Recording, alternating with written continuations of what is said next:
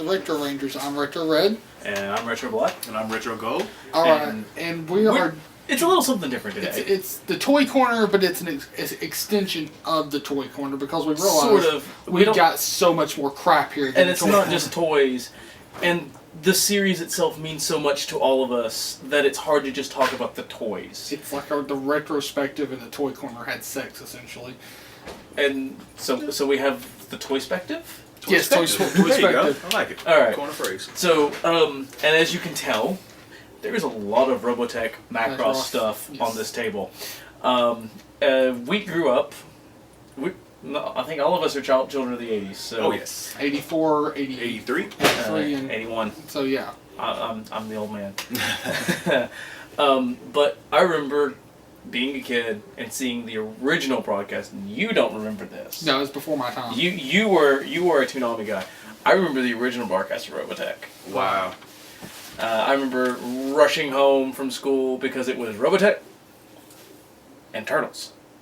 Back to back. Not back to back, but those were the shows that I watched. You know, before we moved from the hill over to the house we have now, and I had to fight 100 people for the television. Right. So I grew up watching the originals, and I remember I was in Florida when the Toonami announcement came out that they were putting it on in the afternoon, and the excitement. That was my gateway anime. Yeah. Yeah, Toonami, oh god. Actually, for me, Robotech came later on in life for me. I remember it when I was younger. It wasn't something that I'm a Transformer guy, and so, you know, anything big robots, I'm game. But I have a buddy of mine, Mr. Mac, shout out, there you go. He actually brought over a few of the box sets, and from that point forward, I grew to love the series and hate Min-May. Yeah, we all hate Min-May. Like, I want her to get thrown out of an airlock. You can hate her all you want. The Japanese version of Min-May is nowhere near as bad as the American version. I know, I've seen it, and I agree. But as far as the if she sings Stage Light one more time, I am going to murder her with the airlock. But see, the beauty of the and it's amazing how different the series that are the same thing really are. Right. I mean, have you seen the Japanese version? I have not actually saw the Japanese. Well, I've seen clips. I've seen clips of it. I've never if you've seen Robotech, you've seen the Japanese version. You've just gotten the condensed, depowered version of the story, I guess. Right. Yeah. Right. And they did leave the 3 Lisa hands in there too. Well, that's. Did you read the thing on the Robotech? Well, it's now the Robotech Wiki, but it used to be the Robotech Continuum, where the artist who was responsible for the lead animation director, who let that slide. His defense, when asked at the 20th celebration, when asked why something like that could make it onto the screen, he looked right. His answer to the person when he looked right at them was, "Do you realize that we were working on no time and no money?"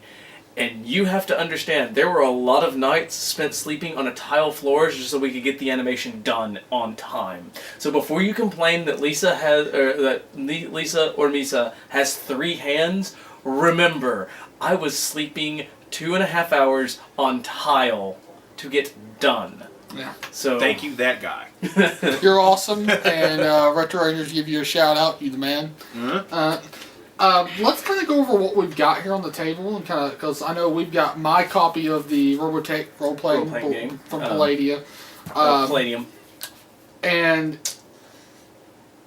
I have fond memories of the game, but I don't have fond memories of the system. The system, no. The game, I've always actually wanted to play a session of it. Even though I have a bunch of the books. I have, Southern Cross, Invid, Sentinels, the Zentradi, and the Ghost Ship, and a few more. I had them. You had them all. You even had point. that Lance's. Yeah, Lance's Rockers. Yeah. Nice. Which it's impossible to find nowadays. Yep. I don't think they've done a reprint of it in years. Now, and then we've got my copy of the ADV Protoculture Collection, and then Shadow Chronicles, which is awesome, and they actually showed just a snidget of Shadow Rising. Finally, please, Harmony Gold.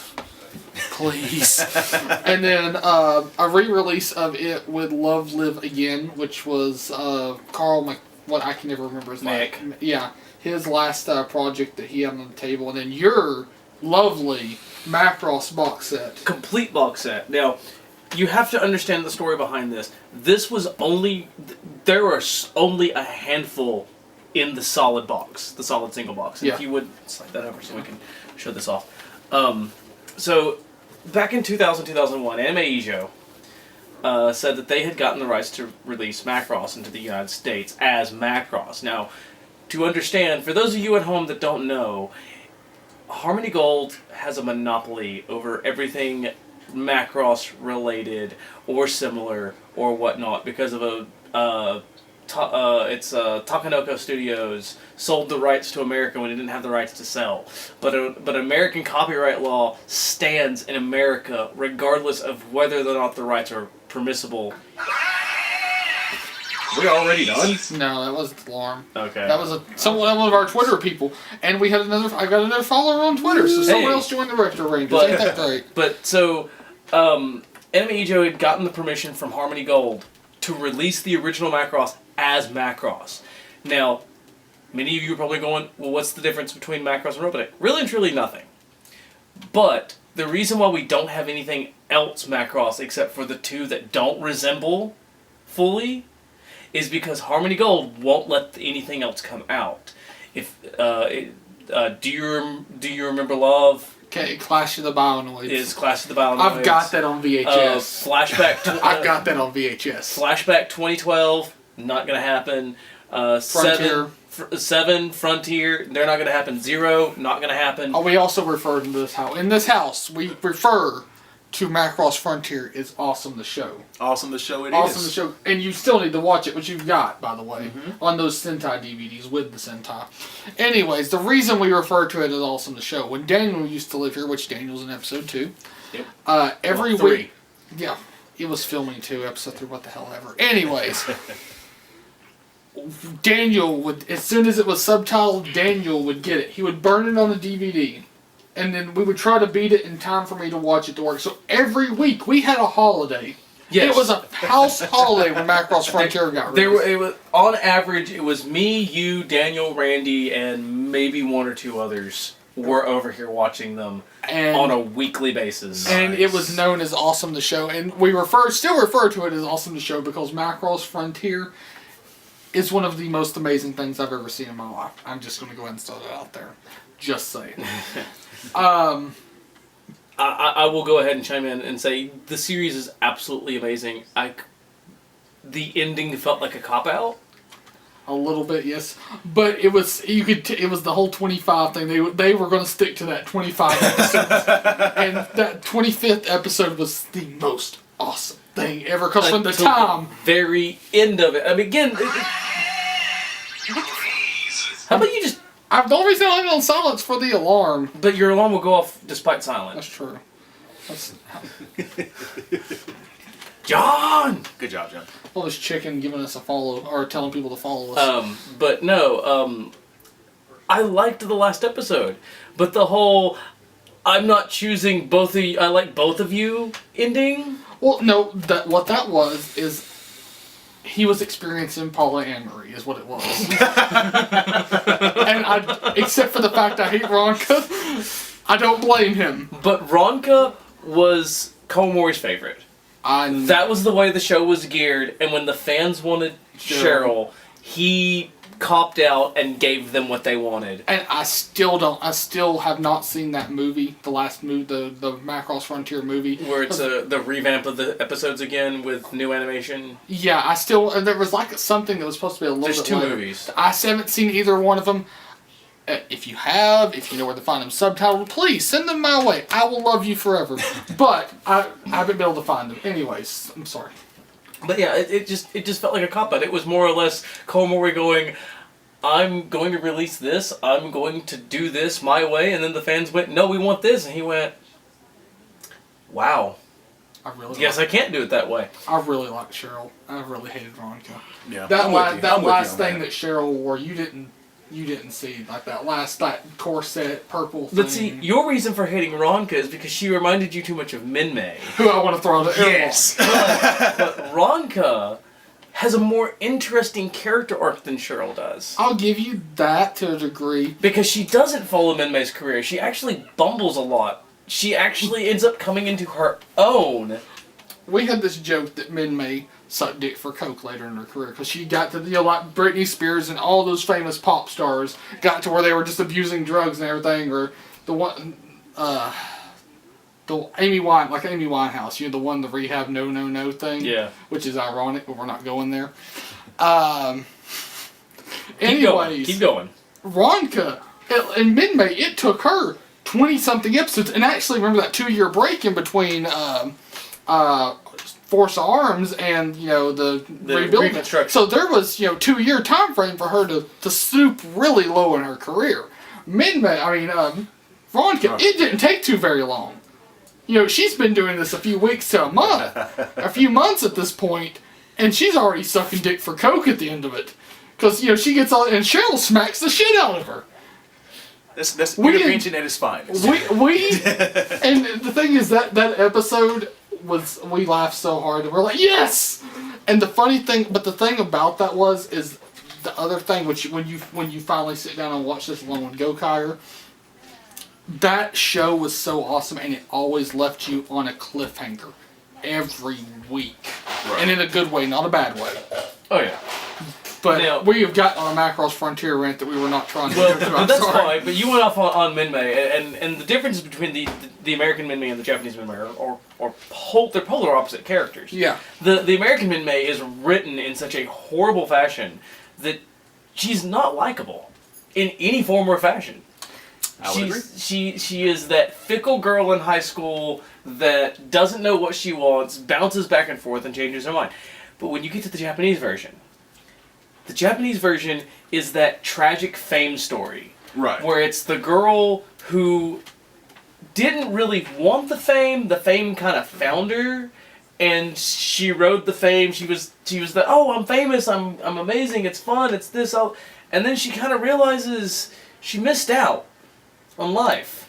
She was consumed at that point. And the fame wouldn't let her out, yes. So she bails on it, but she expects everything over the 3-year period that she was famous to be the same way it was when she got famous, which is why she throws the cog into the relationship of Misa and Hikaru. Yeah. Because she just expects Hikaru to still be that guy, and he's not. You can only get friend-zoned for so long. Rule of thumb. No, okay. Let's not go there. That's not. Let's not go there. Not yet, anyway. No. Let's not go to the whole friend zone thing, because that's just stirring up a whole hornet's nest that we don't want to deal with. Yeah, fair enough. But so she's expecting Hikaru to be the same guy he was, and he's moved on, and now he's being effectively shafted by the most jealous girl in existence. Yeah. In Misa, because Misa is so insecure in herself that every time he mentions Minmay, she goes off on him. Karma. I don't know, I just heard karma in the back room. But Minmay is that tragic character trying to hold on to a past and a childhood that she didn't have. And trying to hold on to the guy that she really liked, but didn't have the chance to grasp when it was there. Okay. I'll give you a little bit of credit there. And if you watch The American, you can see the undertone of that still kind of in there, but they wrote her so badly that she comes off as that girl that's just like, no, mine. I'll revisit it. And I'll just take watch them. If you will promise to actually watch it and return it, you can borrow the Macross copy. Well, I should, which I'll go check, Mr. Mac, and see which boxes I do have. Okay. They're collecting dust right now. It's been a while, but let me check and see what I have, because I'll revisit and take this into account and see if I want to throw Minmay out of the airlock. You can still want to. There's a difference. You can want to throw the American one out the airlock, and not want to throw the Japanese one out the airlock. Because they're two totally separate characters. Exactly. I don't mind the Japanese one as much, by any means. The American one, though, I still want to throw her out of airlock. And Well, you can, no that's one also- can fault me But, for but that. that's also the fault of the actress they chose for the American one not being able to sing worth a damn There's that. and constantly singing. And I think there was even a separate singer.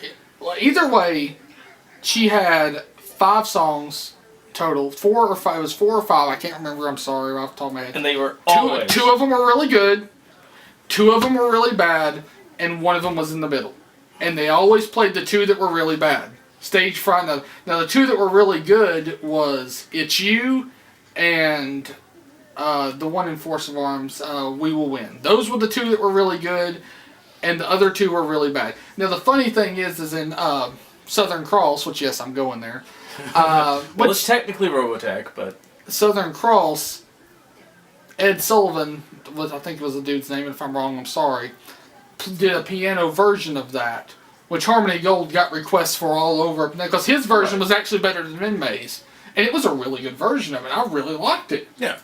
Which I still need to go get that soundtrack. But anyways,